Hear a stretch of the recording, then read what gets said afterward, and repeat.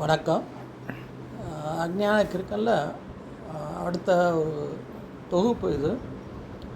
சமீபத்தில் ஒரு ஹிந்தி நியூஸ் பேப்பரில் ஒரு செய்தி படிக்க வேண்டி வந்தது.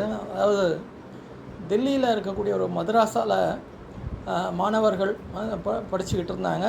படிச்சுக்கிட்டு இருக்கும்போது அந்த மதரசாவில் இருக்கக்கூடிய ஒரு 5 வயது பையன் திடீர்னு கொலை செய்யப்பட்டு விடுகிறான் அப்படின்னு ஒரு நியூஸு.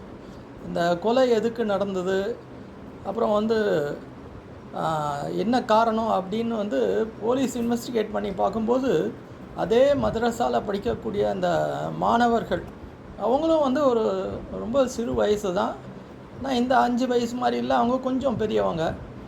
அவங்க என்ன காரணம்னா, ஒரு டிவி சீரியல் ஒன்று பார்த்துருக்காங்க. அந்த டிவி சீரியலில் ஸ்கூலுக்கு லீவ் விடணுன்னா ஏதான ஒரு அசம்பாவிதம் நடக்கணும், இல்லை ஏதான ஒரு மரணம் நடக்கணுன்ற மாதிரி அந்த டிவி சீரியலில் ஒரு காட்சி வந்திருக்கு.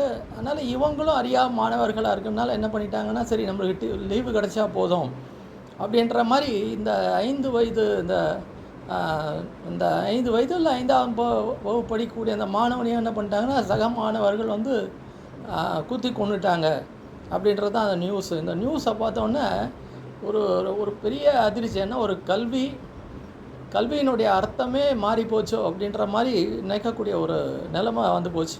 நம்மளும் ஸ்கூலில் படிக்கும்போது இந்த மாணவர்கள் பேசுவோம், நம்மளும் பேசியிருக்கோம். ஏதான ஒரு தலைவர்கள் மறைந்து விட்டால் கண்டிப்பாக ஸ்கூலுக்கு லீவ் விடுவாங்க அப்படின்ற மாதிரி ஒரு எதிர்பார்ப்பு, அது பேச்சு, அது அறியா பருவம். அதனால் மாணவர்கிட்ட அப்படி ஒரு பேச்சு இருக்கக்கூடிய ஒரு நிலைமை தான். ஆனால் ஒரு மெச்சூரிட்டி வந்த பிறகு அது எவ்வளோ ஒரு பெரிய தவறு அப்படின்றது நம்மளுக்கு தெரிய வருது. ஆனால் ஒரு டிவி சீரியல், ஒரு நிகழ்ச்சி, இந்த மாதிரி வரக்கூடிய ஒரு வன்முறை காட்சிகள், இந்த மாதிரி மாணவர்களுடைய மனதில் ஒரு பெரிய தாக்கத்தை ஏற்படுத்து அப்படின்னா, இப்போது நம்மளுடைய கல்வியை ஒரு பெரிய கேள்விக்குறியாக மாறிப்போச்சு. ஏன்னா கல்விக்கு பலவிதமான ஒரு டெஃபினிஷன்ஸ் பல பெரியவர்கள் ரொம்ப கொடுத்துருக்காங்க. அப்போது கல்வி ஒரு வயிற்றுப்பாட்டை வளர்க்கக்கூடிய ஒரு இதை சொல்லி கொடுக்கக்கூடியதாக இருக்கக்கூடாது. அதில் ஒரு ஒழுக்கம் இருக்கணும், ஒரு முழு வளர்ச்சி, மனிதனுடைய ஒரு முழு வளர்ச்சி அதில் இருக்கணும். ஒரு ஒழுக்கத்தில் இருந்து ஆரம்பித்து எப்படி ஒரு பண்பட்ட மனிதனாக மாற்றக்கூடியது அந்த கல்வி அப்படின்னு இந்த பெரியவர்களுடைய டெஃபினேஷன்ஸ்லாம் பார்க்கும்போது நம்மளுக்கு புரிய வருது. இப்போது நம்ம கொஞ்சம் இன்னும் ஒரு சில நாட்களில் இப்போ இந்த ராதாகிருஷ்ணனுடைய ஒரு ஆசிரியர் தினத்தை கொண்டாட இருக்கோம்.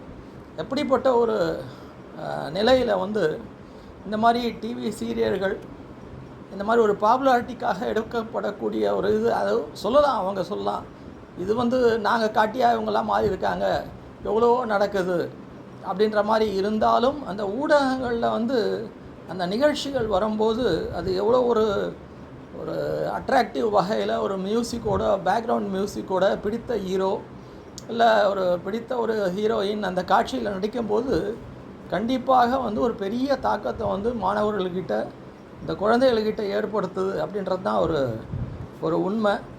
அப்போது இந்த கல்வி நம்ம சொல்லிக்கிட்டு இருக்கோமே, இது உண்மையிலேயே கல்வி தானா அப்படின்ற ஒரு பெரிய கேள்வி நம்ம முன்னாடி இருக்குது. இது இதனுடைய அடுத்த ஒரு பகுதியில் இதை மேலும் ஒரு சில விவரங்களோடு நான் உங்களை சந்திக்கிறேன். அது வரைக்கும் நன்றி, வணக்கம்.